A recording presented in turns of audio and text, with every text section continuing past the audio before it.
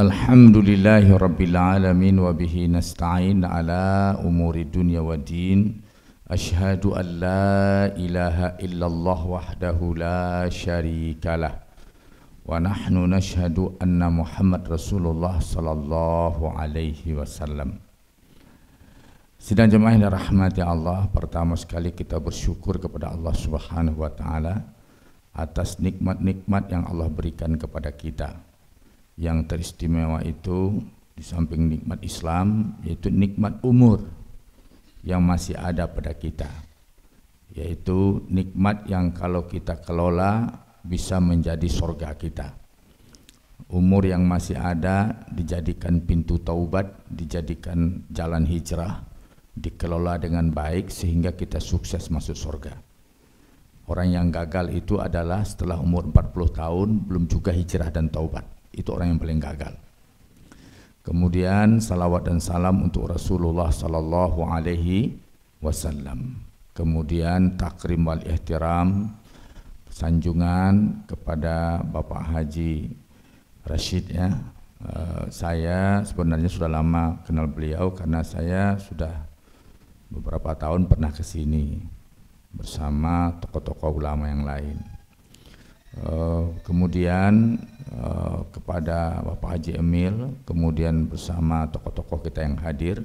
Kajian kita pada hari ini insya Allah ya kalau tentang saya orang Padang. Jadi kalau ada ibu-ibu yang orang Padang, saya orang Padang di Pariaman ya. Pendidikan saya Al-Azhar Mesir, jurusan hadis, jurusan saya hadis ya. Nah sekarang kita ngaji dan kita lihat surat Al-Mudassir. Kalau ibu-ibu ada yang bawa Quran, surat Al-Mudassir ayat surat Al-Mudassir itu surat 74. Surat 74 ayat 38. Ayat 38. A'udzubillahi minasyaitonirrajim. Bismillahirrahmanirrahim. Kullu nafsin bima kasabat rahinah. Setiap jiwa itu, mau yang kaya, mau yang miskin, mau pejabat, mau rakyat, mau laki-laki, mau perempuan, mau terhormat, mau orang biasa. Kullu nafsin, tidak ada pengecualian. Tidak ada pengecualian. Semua orang di antara kita yang hadir ini tidak ada yang terkecuali, ini termasuk saya, tidak ada pengecualian. Kullu nafsin bima kasabat, dengan apa yang dia perbuat, apa yang pernah dilakukannya, apa proyek yang dikerjakannya, apa agenda yang dikerjakannya, apa target yang dikejarnya, apa saja perilakunya, walaupun perkara kecil sampai perkara besar. Bima kasabat rahinah, tergadai,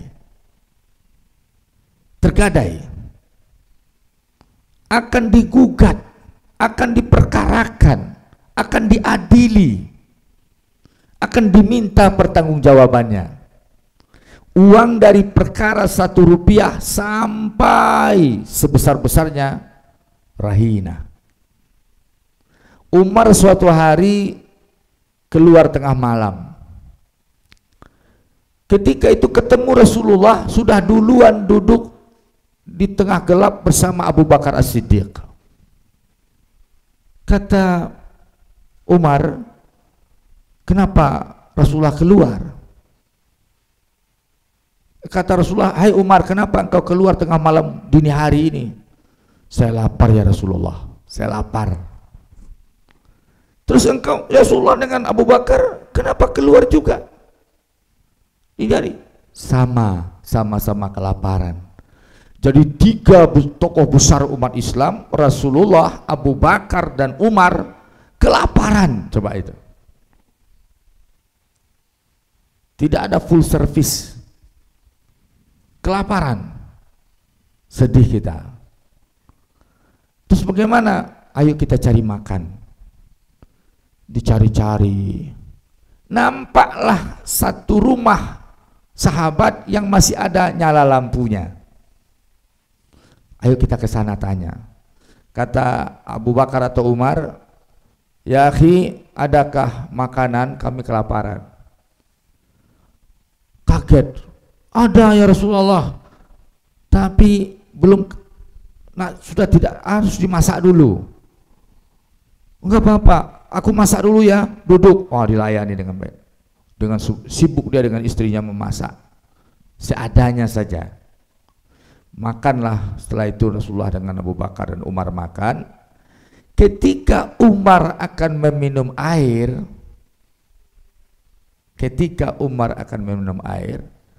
dibacalah ayat Al-Quran surat Juz Amma, bahwasanya seluruh nikmat akan ditanya. Umar bertanya, ya Rasulullah, apakah dengan segelas air ini saya akan diadili? Akan diminta pertanggungjawaban? Bala, benar. Menggigil Umar meminum air putih segelas itu. Ternyata dengan segelas air ini kita akan dihentikan dulu di pengadilan Allah, ditanya dulu. Nangis Umar bin Khattab, nangis jadinya bercampur air dengan air matanya. Akan ditanya aku dengan segelas air ini ya Rasulullah, ditanya. Bagaimana dengan nikmat yang lain? Akan dihentikan kita di hadapan Allah, ditanya. Rahina, apa saja kebijakan kita akan ditanya. Apa saja keputusan kita akan ditanya. Pengadilan di dunia ini akan diadili lagi. Pengadilan di dunia ini akan kembali diadili. Apa saja? Seorang sahabat dipanggil oleh Umar bin Khattab sebagai khalifah. Wahai sahabat, sini kamu. Aku berikan padamu jabatan sebagai pengelola zakat, menteri zakat. Kalau sekarang bersemangat enggak? Dikasih menteri zakat, menteri wakaf, semangat enggak? Jangan-jangan akan ada nanti menteri wakaf. Ya, orang syariat enggak doyan, tapi syariat uang masuk banyak yang doyan. Ya, nah. Diminta. Tapi orang ini, sahabat ini bukan gembira, nggak mau, tidak, kabur, tidak, kabur. Kata Umar pada penasihat, alastu bil khalifah, alastu amirul mu'minin, bukankah aku ini seorang khalifah? Iya. Bukankah aku ini amirul mu'minin? Iya. Kenapa dia tidak taat padaku? Panggil dia, bawa sini. Nah, ini makin banyak rahinah saya ini. Air putihnya 2, kopinya 1. Panggil dia, bawa ke sini. Dipanggil. Kenapa engkau tidak mau mentaati perintah saya? Ya Khalifah, sami'tu Rasulullah, saya telah mendengar hadis Rasulullah, hadis riwayat Imam Ahmad.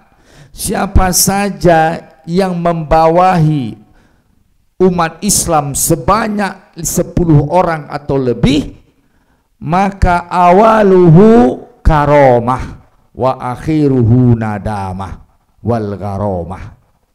Awalnya kita bahagia di dunia, dapat jabatan, tapi nanti di akhirat menyesal dan digugat. Jadi saya tidak sanggup. Rahina. Illa ashabul yamin, kecuali orang yang soleh. Ashabul yamin orang-orang yang baik-baik, ahli sorga. Jadi jabatan itu mestinya diberikan kepada ahli sorga. Kita harus mesti punya program untuk jadi ahli sorga. Suami punya program ahli sorga, Pak RT punya program ahli surga, Pak RW punya program ahli sorga, Pak Camat punya program ahli sorga, Pak Wali Kota punya program ahli sorga, Bapak Gubernur punya program ahli sorga, Bapak Menteri punya program ahli sorga, Bapak Presiden punya program ahli sorga. Apakah dengan wakaf itu cukup sebagai program ahli sorga? Cukup. Kopi dulu. Minta maaf ini kopinya cuma satu.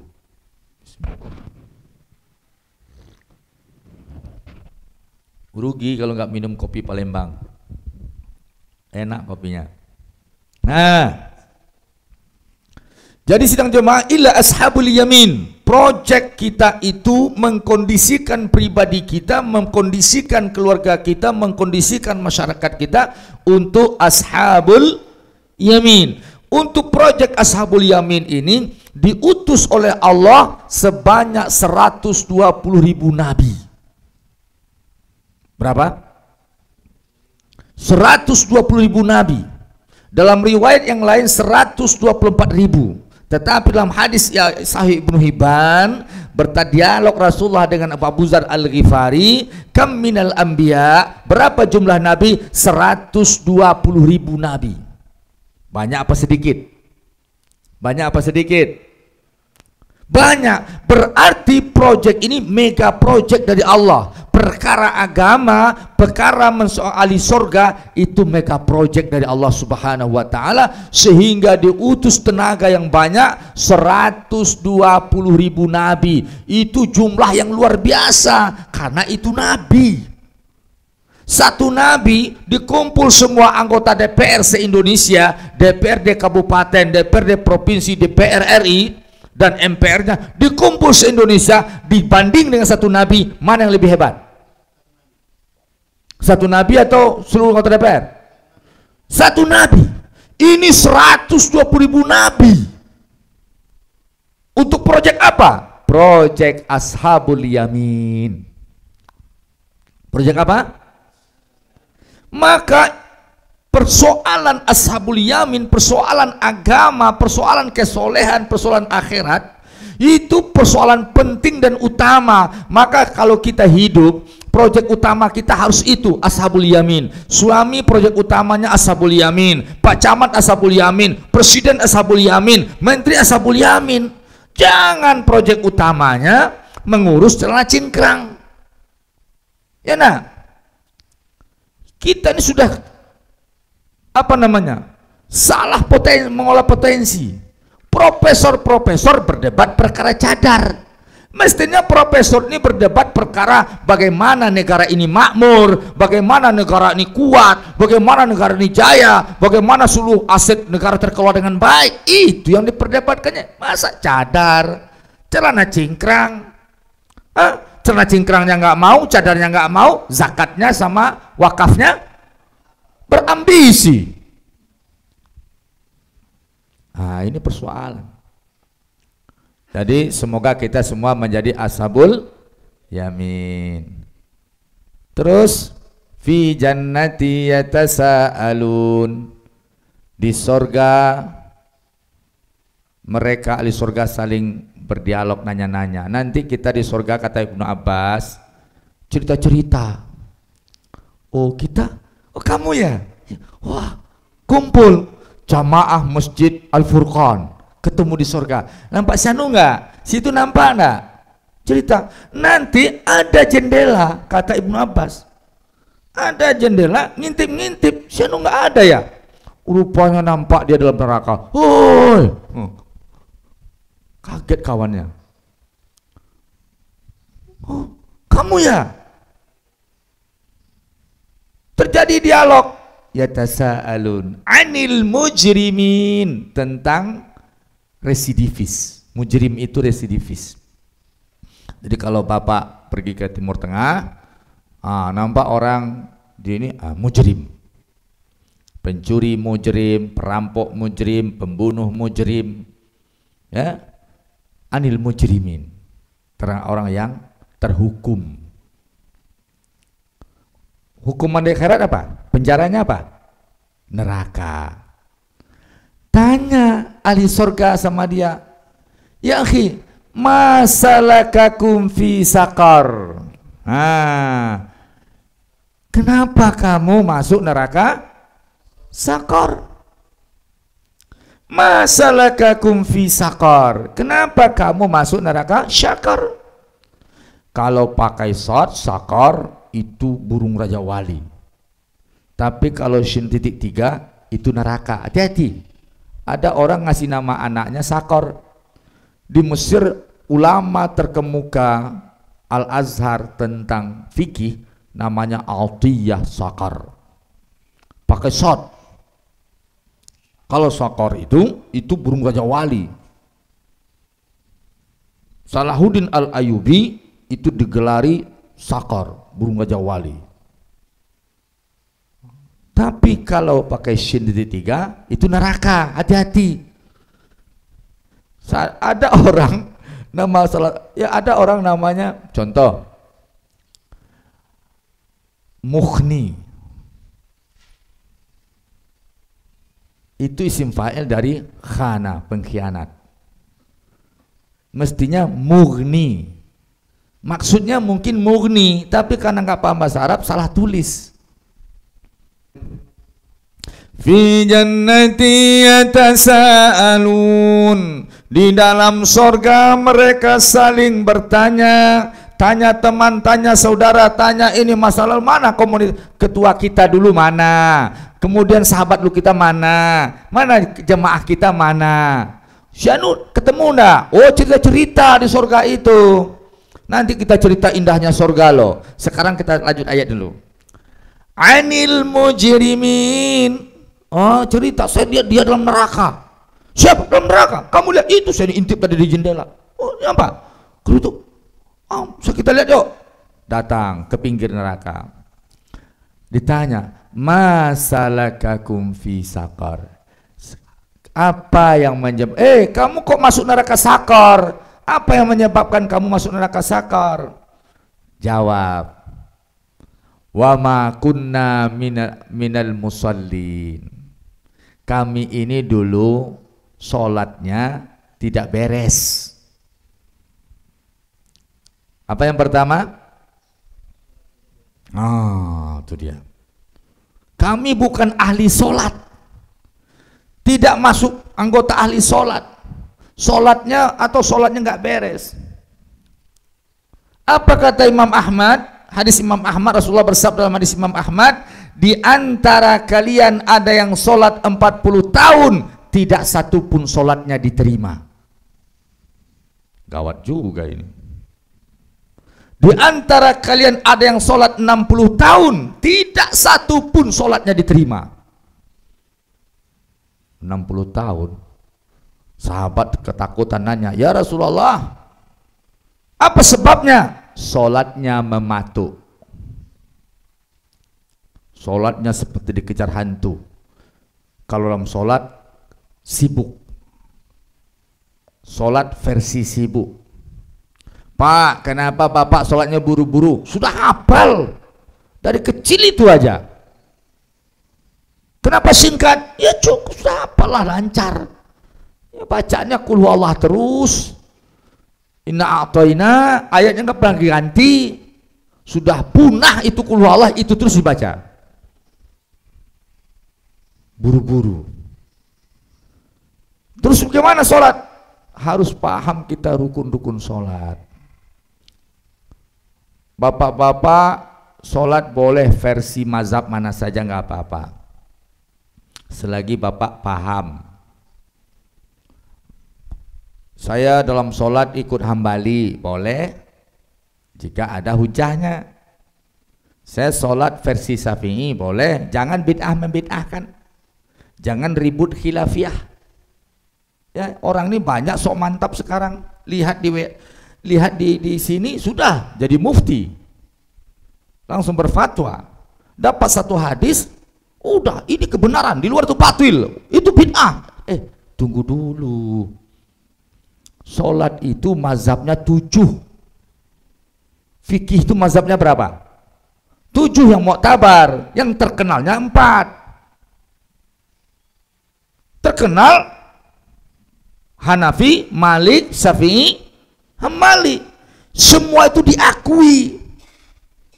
Tidak ada bid'ah, maka saya simpulkan saja, jangan Anda cerita bid'ah selagi berada dalam 4 mazhab. Tidak ada bid'ah. Kalau Anda bid'ahkan, Anda yang bid'ah itu. Kalimat Anda yang bid'ah itulah yang bid'ah. Jangan diremehkan imam yang 4 itu. Imam Abu Hanifah itu gurunya 4.000 orang. Imam Abu Hanifah yang ada di Irak, Imam Abu Hanifah itu dia orang Afghanistan, kakeknya merantau ke Irak, tinggal di Kufah, jadi pengusaha kaya raya. Dilanjutkan oleh Abu Hanifah sebagai pengusaha, dia seorang imam, membiayai sendiri madrasahnya. Dia berguru sebanyak 4.000 orang dari sahabat dan tabi'in. Coba kalau kita disuruh salaman dengan 4.000 orang, jangan cerita berguru, salaman saja. Abu Hanifah itu luar biasa. Dia di Kufah.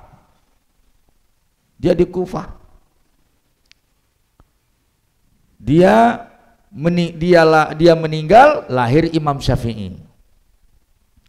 Nah, sidang jemaah yang dirahmati Allah. Kemudian mazhab Malik di Madinah. Kemudian Imam Syafi'i berguru ke Malik. Setelah berguru Malik, singgah di Mekah beberapa tahun, berguru sama mufti Mekah, pergi ke Irak, berguru sama Imam Madrasah Abu Hanifah. Lahirlah mazhab Malik. Setelah lahir mazhab Ahmad bin Hambal. Ketika Imam Abu Hanifah Imam Syafi'i berada di Irak, maka Ahmad bin Hambal berguru sama Syafi'i. Lihat nanti di pengantar kitab berguru di situ, intens, nggak pernah dia menjauh dari Imam Syafi'i. Setelah itu Imam Syafi'i pergi ke Mesir, maka ketika itu lahirlah mazhab muridnya, mazhab Ahmad bin Hambal, namanya mazhab Hambali. Jadi sidang jemaah dirahmati Allah, semua itu murid dan guru, semua itu ahli ilmu, semua itu mujtahid. Jangan kita bid'ah-bid'ahkan pula mazhab mereka, keliru kita. Silakan Anda mau pakai mazhab Syafi'i, mazhab Hambali, contohnya dalam wudu. Kalau Syafi'i, wamsahu ru'usakum, dalam ayat, hapus, sapu kepalamu. Menurut Syafi'i, sebagian kepala kalau sudah disapu, kepala ya, disapu, itu sudah sah. Menurut Malik setengah. Menurut Hambali semuanya, sekaligus termasuk telinga.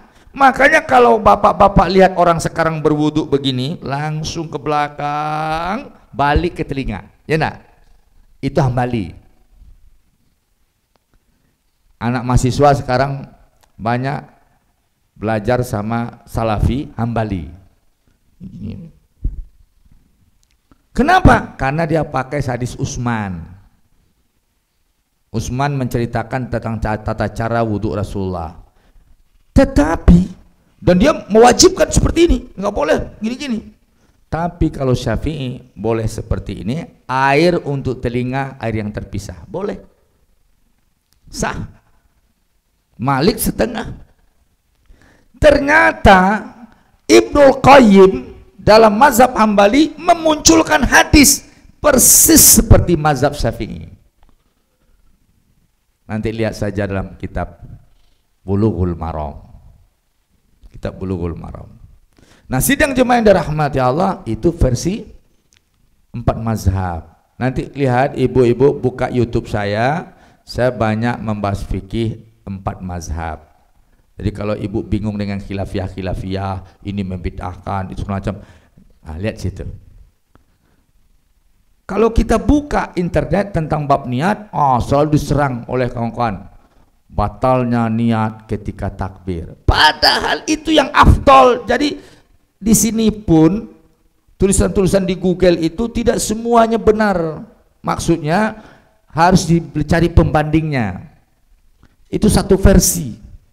Tahu ibu-ibu, di sini diserang batal niat sholat orang yang berniat ketika takbir.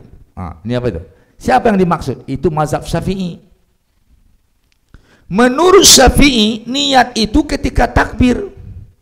Menurut Hambali niat itu sebelum takbir. Apa bedanya? Kenapa Syafi'i meletakkan niat ketika takbir? Kita sholat subuh, Allah, dalam ketika kita baca Allah itu kita pasang niat, sengaja aku sholat subuh 2 rakaat mengikuti imam karena Allah. Hati-hati. Kalau Hambali berdiri dulu, sengaja aku sholat subuh 2 rakaat mengikuti imam karena Allah. Allah. Boleh pakai salah satu. Tapi kenapa berbeda Ustadz? Karena bagi Syafi'i niat itu rukun, bagi Hambali niat itu syarat. Apa beda rukun dengan syarat? Rukun itu termasuk bagian dari ibadah yang kita kerjakan, harus berada dalam ibadah itu. Rukun tidak boleh berada di luar ibadah. Rukun itu di dalam ibadah yang kita kerjakan. Kalau syarat boleh permulaan dari ibadah. Sidang jemaah, makanya niat itu karena rukun seiring dengan takbir. Niat tidak terpisah dari takbir, tidak mendahului takbir karena dia rukun. Karena yang sholat itu dimulai dengan takbir, maka tidak boleh niat sebelum takbir. Kenapa? Yang sholat dimulai dengan takbir, berarti kalau sebelum takbir di luar ibadah, sedangkan rukun mesti di dalam ibadah. Syafi'i mengatakan itu rukun, maka niat itu ketika takbir, Allahu Akbar, ketika takbir kita betulkan hati.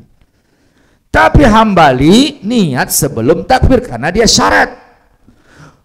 Maka jumhur ulama, mayoritas ulama dalam fikul Islam wa adillatuhu mengatakan afdalun niyah, niat yang afdal itu inda takbir, ketika bertakbir, wa yajuzu qablahu, boleh sebelum takbir, yasiran, tidak berjeda.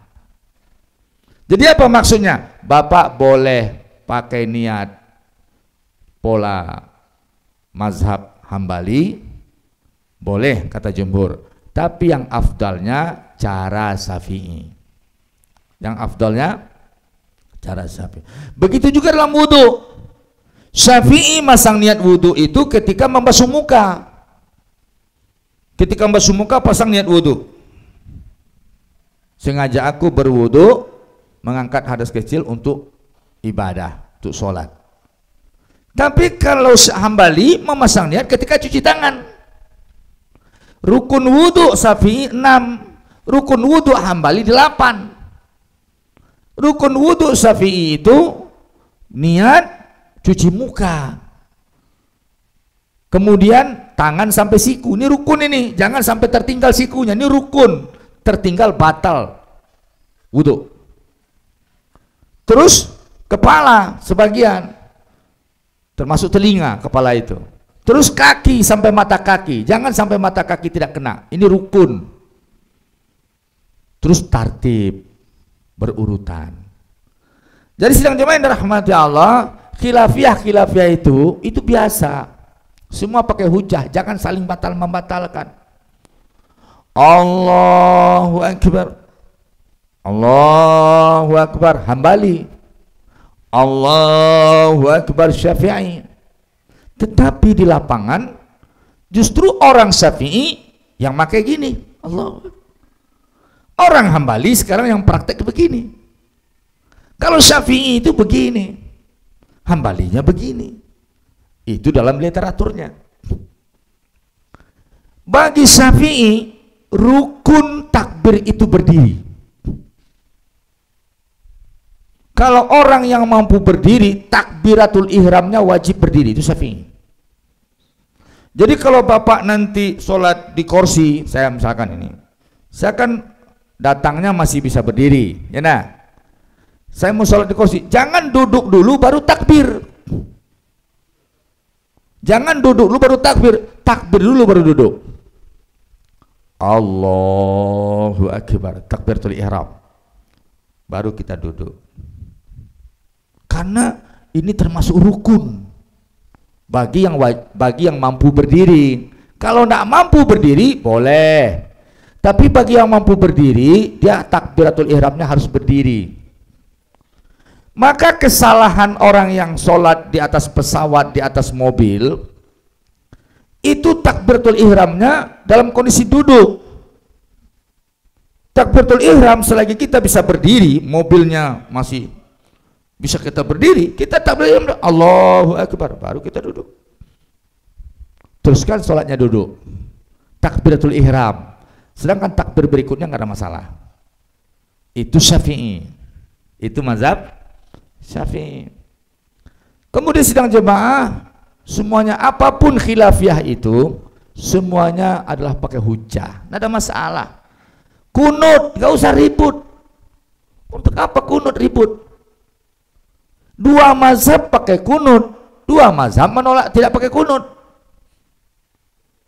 Mazhab yang pakai kunut Syafi'i dan Malik. Cuma Syafi'i doanya jahar. Allahumma hdina fi man hadait wa afina fi man afait. Jahar. Malik doanya sir. Allahumma nastahdik. Satu pakai fi'il madhi, satu pakai fi'il madhi, artinya sama. Tapi sir Malik. Jangan dibid'ahkan pula. Oh, sholatnya bid'ah itu, nggak sah subuhnya pakai kunut. Antum yang tidak paham. Antum tidak paham. Sudah baca semua hadis. Allahumma ba'id sama ini wajah tuh nggak usah dibedakan. Syafi'i pakai ini wajah tuh itu sahih Muslim. Yang lain pakai Allahumma ba'id itu sahih Bukhari. Sahih kedua-duanya. Itu namanya bab tanawa fil ibadah. Nggak usah kita khilafiyah ribut, keliru itu. Hancur persatuan umat. Gara-gara orang yang nggak paham. Dia dapat satu sisi, dihakiminya semuanya. Dihakiminya orang lain. Kalau masih ada mazhabnya, selagi dalam koridor lingkaran mazhab yang 4, tidak ada bid'ah. Itu kesimpulannya. Salaman, assalamualaikum warahmatullah. Assalamualaikum, salam. Oh, haram. Salaman haram. Ente ini siapa? Nabi nggak pernah buat. Setiap yang nggak pernah buat Nabi bid'ah. Antum tidak paham bid'ah. Bid'ah itu 3 mazhabnya. Bid'ah itu sendiri belum disepakati. Tentang bid'ah salah kita sepakat, tapi objek bid'ahnya belum disepakati. Ulama terbagi 3 mazhab. Pendapat pertama, setiap yang tidak dibuat Nabi bid'ah. Pendapat jumhur ulama, mayoritas ulama, bid'ah terbagi 2, bid'ah yang baik, bid'ah yang sesat. Oh, tidak ada bid'ah yang baik. Masa bid'ah baik? Kan ada hadis Nabi, kullu bid'atin dalalah wa kullu dalalatin fidar. Setiap bid'ah itu sesat, setiap sesat dalam neraka. Apa bedanya? Yang dimaksud yang bid'ah yang sesat itu dalam neraka. Tapi yang hasanah, apa dalilnya? Man sanna sunatan hasanatan falahu jazaa'uhu wa jazaa'u man amila bih. Siapa yang membuat sunnah-sunnah yang baru, yang baik, sunnah hasanah, gagasan-gagasan yang baik, falahu jazaa'uhu wa jazaa'u man amila bih. Kalau begitu tidak ada ijtihad. Kalau kata semuanya yang tidak dibuat Nabi adalah bid'ah, tidak ada ijtihad. Baik awak. Dulu contoh, sebelum sholat baca istawu sufufakum, istawu atadilu, rapatkan saf kalian dan luruskan barisan. Sekarang tidak, HP dimatikan. Ya nak? Bid'ah enggak tuh? Ada dibuat Nabi? Ada dibuat Nabi. Jadi itu ijtihad karena ada hajat, karena ada ilat, ada ijtihad. Al hukmu yaduru ma'al illah, hukum berputar dengan ilat. Ada ilat, ada hukum. Ilatnya apa? Alasannya apa? Nanti orang yang pakai HP terganggu orang sholat, maka diingatkan, HP dimatikan. Jadi jangan gampang-gampang. Orang-orang yang mengatakan bid'ah ini nggak ada. Saya sering nantang mereka, tapi nggak pernah mereka berhadapan dengan saya. Alasannya Ibnu Taimiyah itu membid'ahkan orang 12 syarat. Lihat di YouTube saya, Dawabit Bid'ah Ibnu Taimiyah. Jadi tidak mudah-mudah. 12 syaratnya. Ini nggak ada Quran, nggak ada bid'ah. Nggak ada Quran. Seluruh mazhab yang 4 tuh kalau nggak ada Quran, nggak ada, lihat di hadis. Nggak ada hadis, lihat ijma. Nggak ada ijma, lihat kias. Nggak ada kias, nanti lihat maslahatul mursalah. Nggak ada maslahatul, ada istihsan. Nggak ada istihsan, ada istishab. Nggak ada istishab, nanti sadu zari'ah. Amal ahli Madinah, lihat amal orang Madinah. Nanti kalau nggak ada juga sara'umang kablana, syariat orang-orang sebelum kita. Ada 11 tahapan proses lahirnya hukum. Kalau sudah tidak ada sama sekali, bid'ah. Nggak ada di Al-Quran bid'ah. Ente nggak paham ini. Maka kita ini korban orang tidak paham. Sekarang ini kesimpulannya saling menghormati saja. Pertama, dia ahlus sunnah. Kedua, dia masih dalam mazhab yang 4. Saling menghormati. Betul? Atau mau debat-debat? Kadang-kadang kita sok mantap, dalilnya nggak tahu juga. Salaman itu apa hukumnya setelah sholat? Hukum bersalaman setelah sholat. Nah ini kacau juga ini. Kenapa? Di dalam melihat hukum itu ada namanya mahaliniza. Judul itu tidak sesuai dengan mahaliniza. Kapling perdebatan. Kalau orang sudah sholat, assalamualaikum warahmatullah, assalamualaikum warahmatullah, dia sakit perut, boleh nggak dia pergi ke WC? Sah nggak sholatnya? Bid'ah nggak dia pergi ke WC? Ke WC saja boleh, apalagi salaman.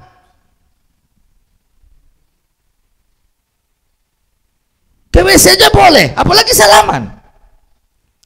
Kenapa? Karena mahalinizanya tidak tepat. Yang sholat itu apa?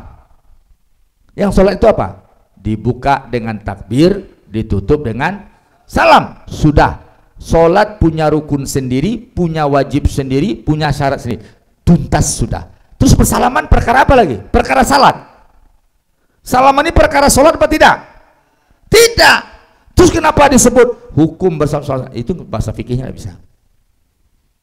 Jadi orang-orang itu mereka tidak banyak memainkan usul fikih, kawaid fikih. Jadi dia zohiri. Akhirnya timbul masalah di mana-mana. Itu saya kemarin malam saya ceritakan di Bogor. Saya masuk masjidnya, sutra kayu yang dibuat setinggi-tinggi itu ditumpuk di dekat pintu. Saya disuruh khotbah di situ.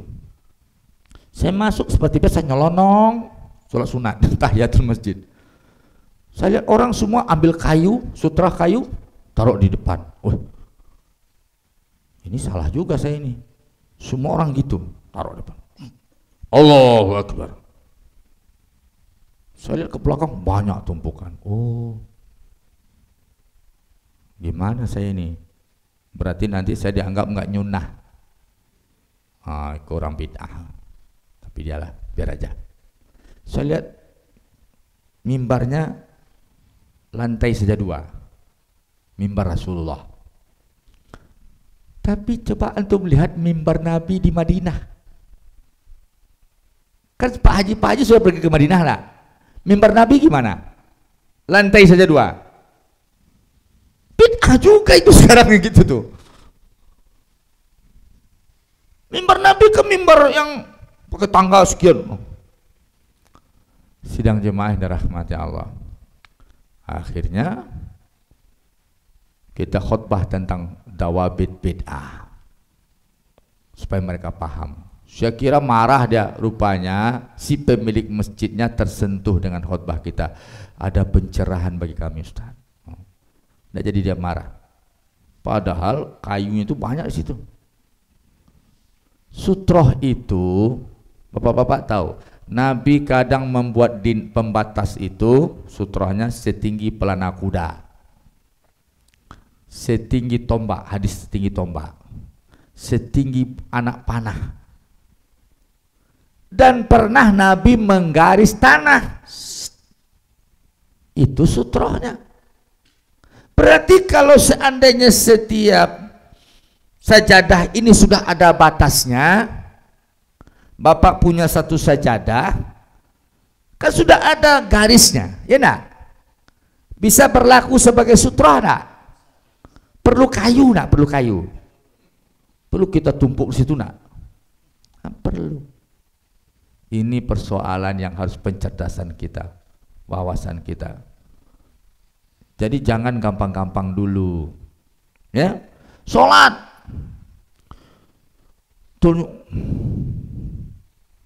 ada pengurus masjid datang ke rumah saya, 3 orang, tokoh-tokoh masyarakat, salah satunya wartawan nasional. Ustadz, ada pesantren di depan itu sholat di masjid kita bikin resah jemaah. Apa itu, Pak?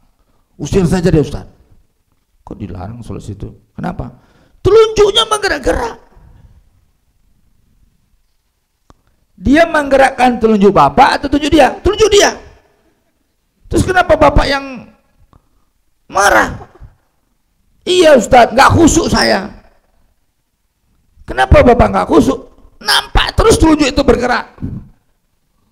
Terganggu saya. Rasulullah SAW tangkap telunjuk itu. Hampir setangkap telunjuknya Ustaz. Waduh.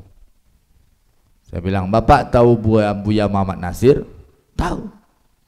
Bapak tahu bagaimana cara sholat Buya Muhammad Nasir? Itu telunjuk bergerak kayak itu mazhabnya Buya Muhammad Nasir, berkembang di Singapura.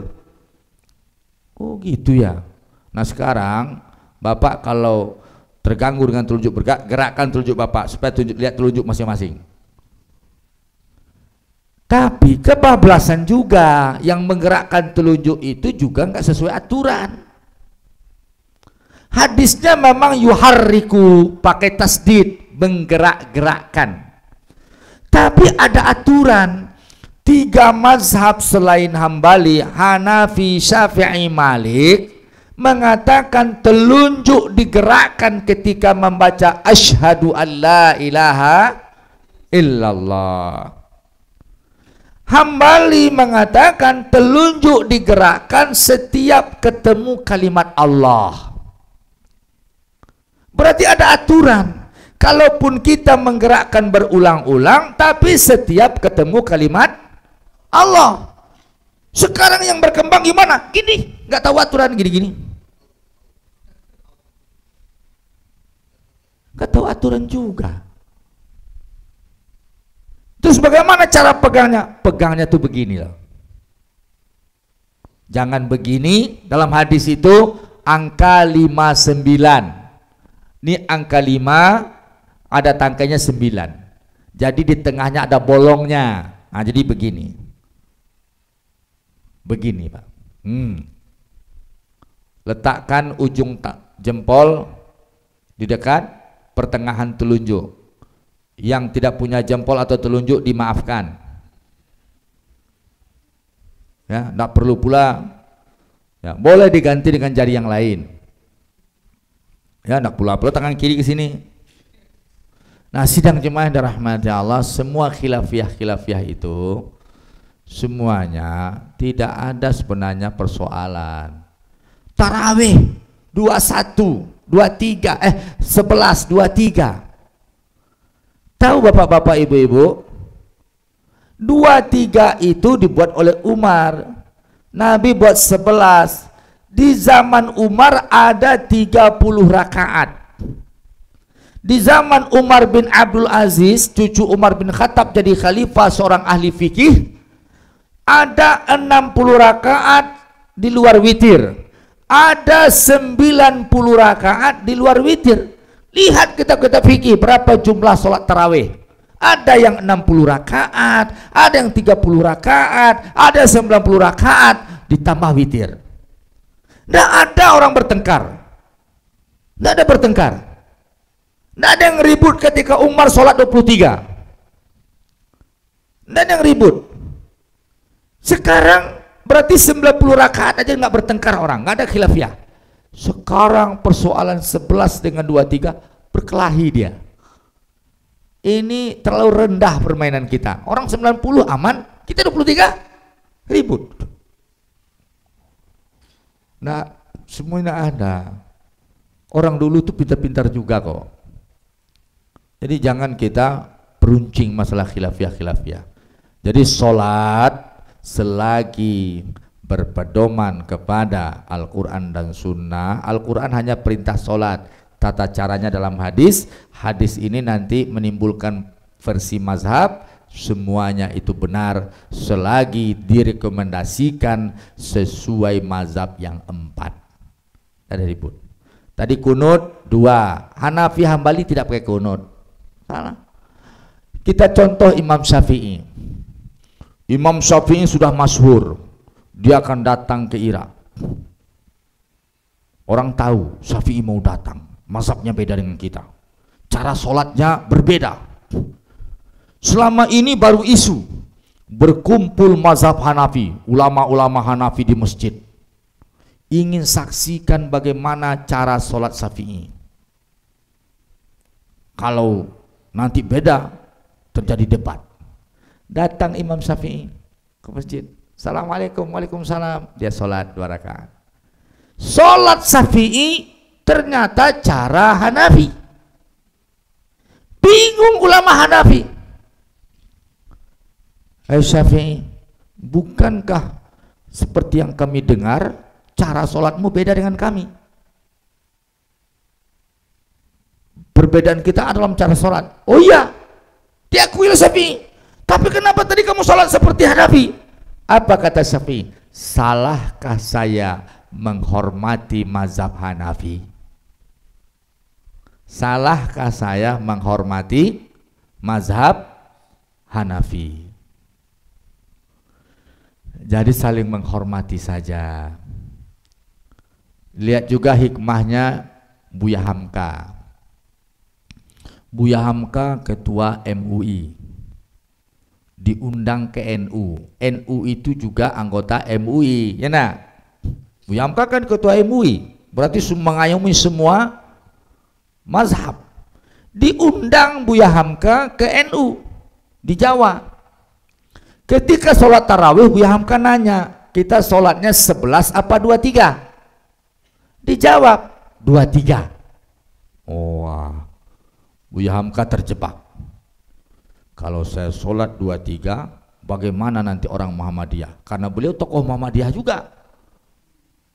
Nanti orang NU menyerang Muhammadiyah dengan dalil Buya Hamka. Apa yang kalian bilang? Ini Buya Hamka saya sholat 23. Nanti orang Muhammadiyah kecewa sama Buya Hamka. Tapi Buya Hamka tidak boleh juga membantah karena dia ketua MUI. Ya nak? Dia harus berlaku bijak. Jadi Buya Hamka enggak membantah. Kita sholatnya berapa rakaat? 11 apa 23? 23. Waduh, enggak ada tawaran. Sholatlah Buya Hamka. Allahu Akbar. Baca Al-Fatihah. Dibaca oleh Buya Hamka ayat panjang-panjang. Karena Buya Hamka ini ahli hikmah. Dia kan orang Minang. Orang Padang ini kan agak licik juga dikit. Hikmah juga dia. Dia baca ayat panjang-panjang. Sudah gemetar yang di belakang karena terlalu panjang. Allahu Akbar. Selesai 2 rakaat sudah pada gemetaran. Masuk sholat kedua. Allahu Akbar. Baca Al-Fatihah. Baca lagi panjang-panjang. Setelah 2 kali salam, Buya Hamka nanya, gimana jemaah? Kita sholatnya 11 apa 23? Kalau begini Buya, 11 saja. 2-3 mati di situ, pingsan 5 orang nanti. Akhirnya yang minta 11 siapa? Mereka. Nah itu sidang jemaah yang dirahman.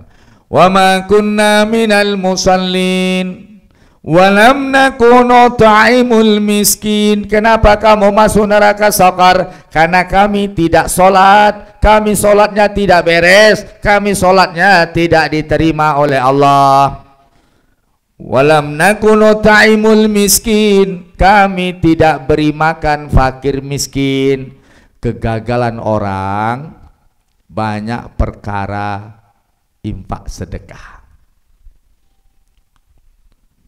Ibadah itu 3. Ibadah hati, ibadah badaniyah, ibadah harta. Sukses 3 ini Anda masuk surga. Gagal 3 ini mimpi masuk surga. Jadi kalau ibu-ibu nanya, Ustadz bagaimana cara masuk surga? Sukses 3 ibadah. Ibadah hati, ibadah badaniyah, ibadah harta. Badaniyah seperti sholat, ya, yang melibatkan tubuh kita. Ibadah yang sering gagal itu orang harta. Orang merasa soleh dengan ibadah badaniyah. Orang merasa soleh dengan hatinya yang tulus. Tapi orang merasa rugi dengan berinfak di jalan Allah. Itulah program WHC mengelola sumbangan ibadah-ibadah harta orang. Ibu tahu kenapa disebut orang banyak gagal? Ayat. Nanti yang merasa rugi bersedekah, membantu agama, nanti minta pada Allah dikembalikan ke dunia agar untuk sedekah saja. Rabbi laula akhartani ila ajalin qarib fa asaddaqa wa akum minas salihin. Ya Allah, ya Rabbku, andaikan engkau tangguhkan ajalku sedikit saja, fa asaddaqa, aku pasti bersedekah. Tangguhkan ajalku untuk mengurus sedekah. Wa aku minas solihin, aku akan jadi orang soleh. Minta ajalnya ditangguhkan mengurus sedekah. Semasa di dunia dia mencintai harta orang dan bakhil kepada dirinya. Apa maksudnya? Ibu-ibu, bapak-bapak kaum muslim ini umumnya mencintai harta orang. Harta yang tidak disedekahkan harta orang. Harta yang disedekahkan itu harta kita. Betul apa tidak? Yang kita bawa harta apa sedekah? Hah? Orang kaya yang tidak sukses membawa hartanya ke akhirat itu orang kaya gagal. Orang kaya yang tidak membangun bangunannya di sorga, orang kaya gila, bodoh. Tahu ibu-ibu ketika Imam Ali, bapak-bapak lewat di kuburan, apa kata Imam Ali? Assalamualaikum ya ahlad diyar, salam sejahtera wahai penghuni kubur. Antum sabiquna wa nahnu lahiqun, engkau telah dahulu dan kami akan menyusul. Setelah didoakan, Imam Ali berkata, inna amwalakum qad qusimat wa azwajakum qad tazawajna. Hei penghuni kubur, hartamu sudah dibagi-bagi orang, jandamu, dudamu sudah dinikahi orang. Hartamu sudah dibagi orang, janda atau dudamu sudah dinikahi orang. Terus kamu gimana?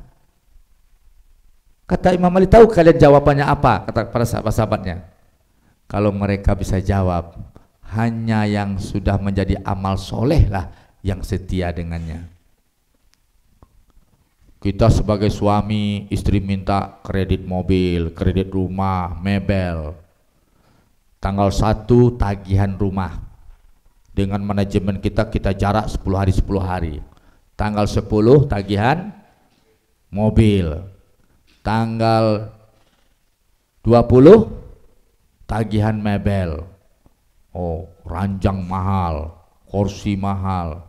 Tanggal 1 tagihan pertama berdenyut jantung kita. Lihat orang bank datang. Tanggal 10 2 kali denyutnya. Sudah terlatih, semakin lemah juga. Tanggal 20 bulan pertama sudah berdenyut 5. Bulan kedua berdenyut 5, 10. Akhirnya setahun sakit jantung. 4 tahun hutang lunas. Lunas hutangnya. Mobil lunas, rumah lunas, terus mebel lunas, jantung lunas. Jantung lunas. Nangis istri. Abang nih, kenapa setelah lunas abang pergi? Nah, tadi gara-gara dia ini. Minta ini itu. Nangis.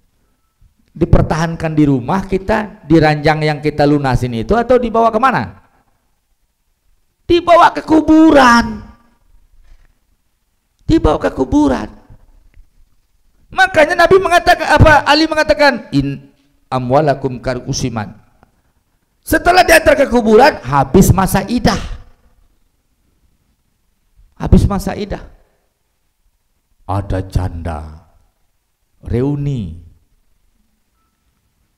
Oh, ini barang bagus. Rumah ada, mobil ada, semua aset ada. Terus gimana? Mulai yang ini, yang diam-diam mikir dalam hati, minta nomor HP-nya, WA. Di sini sering mati lampu, di sana gimana? Oh, di sini hujan, di sana gimana? Ada yang perlu dibantu? Wah, sudah selesai sudah. Tukar orangnya, dapat yang lunas. Dosa ribanya pendatang baru yang menanggung atau kita yang mati? Hah? Dosa harta itu milik yang mati atau pendatang baru? Itulah kita itu. Kita bawa dosa harta ini, Pak, yang untuk kita dosanya. Setiap harta itu ada dosanya. Seteliti-teliti kita pasti ada kelalaian kita. Oh, saya dagang, Ustadz. Oke. Halal dagang, Ustadz. Iya, dagang halal. Tapi nanti ketika ditanya sama pembeli, Pak, ini barang Bapak asli apa tidak? Oh, enggak, yang asli toko sebelah. Ada gitu? Ada? Ketika ditanya asli apa tidak, kita jawab apa? Asli. Ini benar, original ini. Meyakinkan pembeli. Itu kita langsung. Bagaimana kalau seandainya pelayan kita, dia takut dimarahin kalau nggak ada pelaris, maka dia berusaha. Akhirnya nipu-nipu. Ada. Kita nggak tahu. Kita dapat. Setiap harta ada dosanya. Yang kita bawa hartanya apa dosanya? Dosanya. Itulah dia. Nanti orang menyesal. Untuk apa menebusnya? Bagaimana menebus? Dengan sedekah. Dengan, saya tanya ini, simulasi. Bapak-bapak di sini ada yang merokok. Nggak usah tunjuk tangan. Nggak usah tunjuk. Yang merokok itu sehari rokoknya berapa? 30.000. Habis 30.000. 30.000. Sebulan 900.000. Nanti belanja rokok 900.000 itu ditanya nggak sama Allah? Tadi segelas air ini digugat oleh Allah. Betul apa tidak? Sekarang 900.000 untuk rokok itu ditanya nggak? laporkan duit rokok. Ketika diminta rokok itu, bagaimana Bapak mengimbangi rokok ini?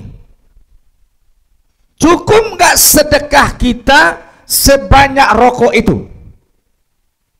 Adakah bapak-bapak rutin berinfak 900.000 sebulan? Kalau bapak ingin, baru satu poin saja, rokok. Untuk selamat dari gugatan rokok, diimbangi dengan infak 900.000 sebulan, sebanyak rokok yang kita beli. Ada nggak infak kita 900.000 sebulan? Hah? Ada nggak? Ada nggak? Ah, pada diam. Berarti apa? Infak kita tidak bisa menutup, mengimbangi perkara-perkara yang akan menggugat kita. Kita enggan berinfak, kita enggan menutupi dosa-dosa kita dengan infak, maka nanti seluruh item dikeluarkan, ternyata tidak ada pengimbang dari sedekah dan infak. Maka banyak orang nanti menyesal. Jadi banyak orang yang masuk neraka itu perkara harta. Perkara harta. Sidang jemaah itu dia. Rabbi laula akhartani ila ajalin qarib. Ya Rabb, tolong lambatkan ajalku, balikkan aku ke dunia, fa asaddaqa, aku akan bersedekah. Sedekah sudah, harta sudah dibagi-bagi orang, bukan punya kita lagi. Wa akum minas sholihin.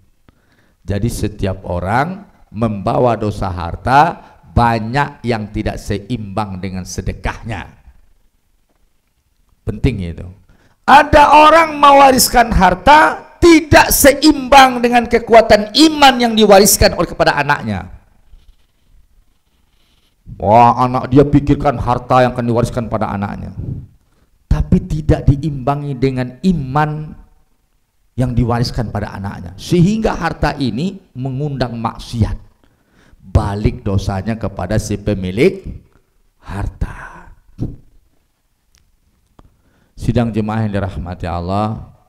Nah, untuk itu perbaiki.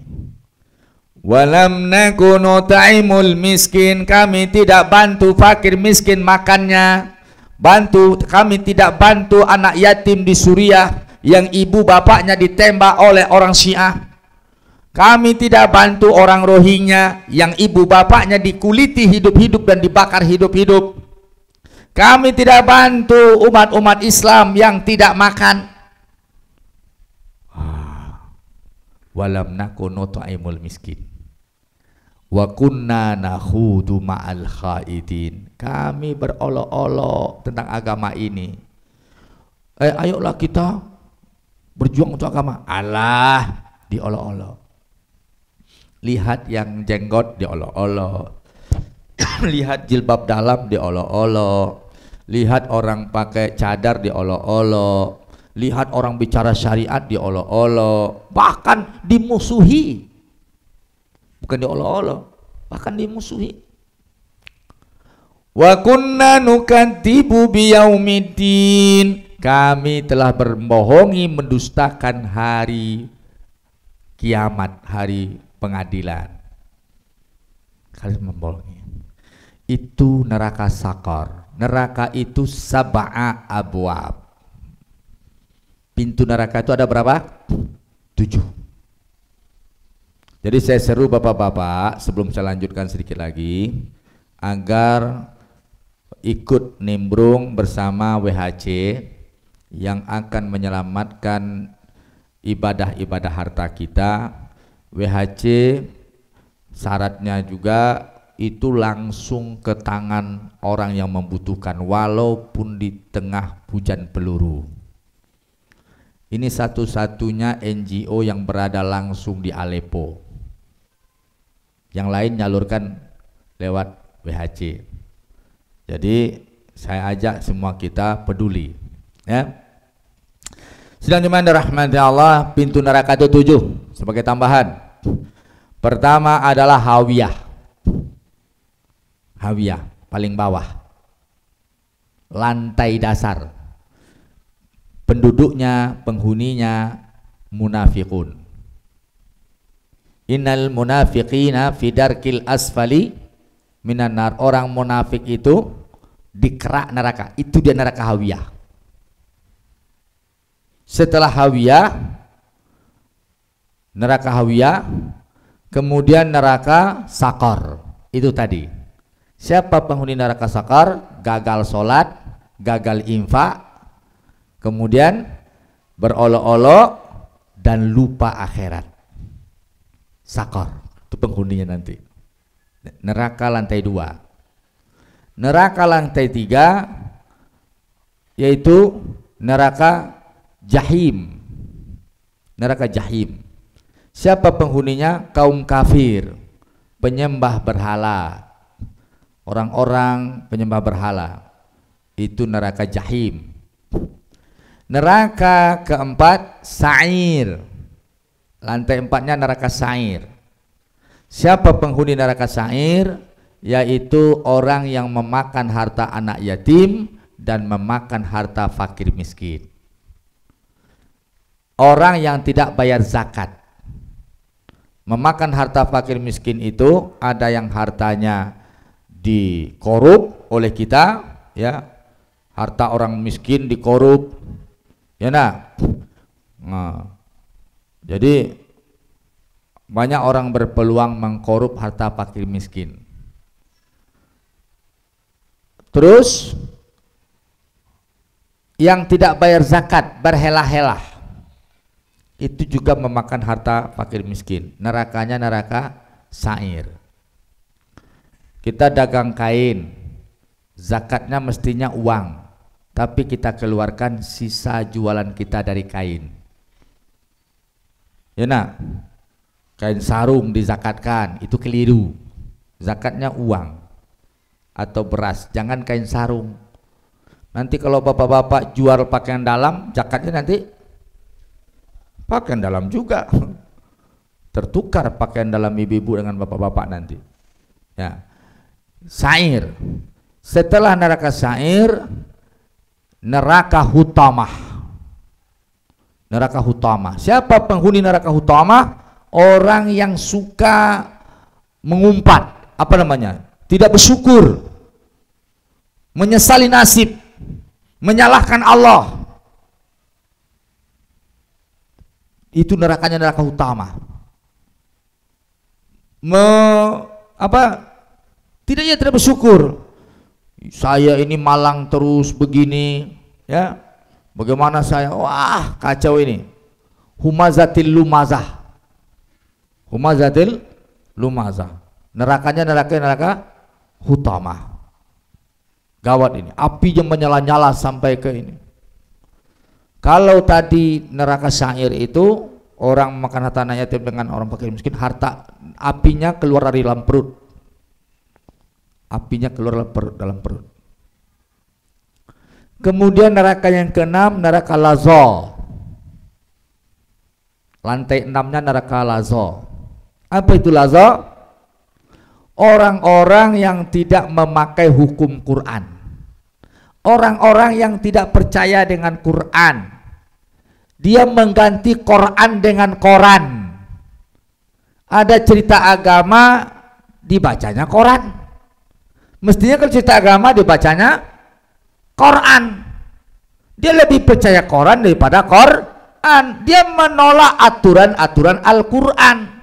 Dia menolak ideologi Al-Quran. Dia menolak tuntutan Al-Quran. Dia meremehkan Al-Quran, menganggap hukum buatan dia lebih hebat daripada Quran. Nerakanya nanti orang sekuler, orang liberal, orang-orang yang anti Quran, orang-orang anti syariat. Nerakanya neraka Laza. Bukan lezat, Laza. Neraka yang paling atas, neraka Jahannam.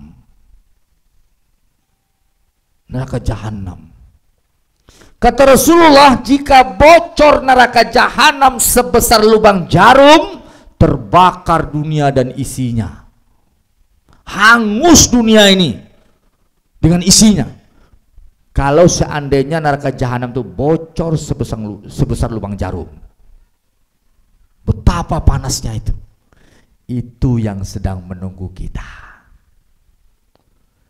Allah bertanya pada jahanam, ya jahanam halim talati, hei neraka jahanam, sudah kenyangkah engkau? Apa jawab neraka jahanam? Hal mim mazid, ya Allah, adakah tambahannya? Tambah, tambah, tambah. Itu neraka yang tidak pernah kenyang, dia selalu minta tambah, tambah, tambah.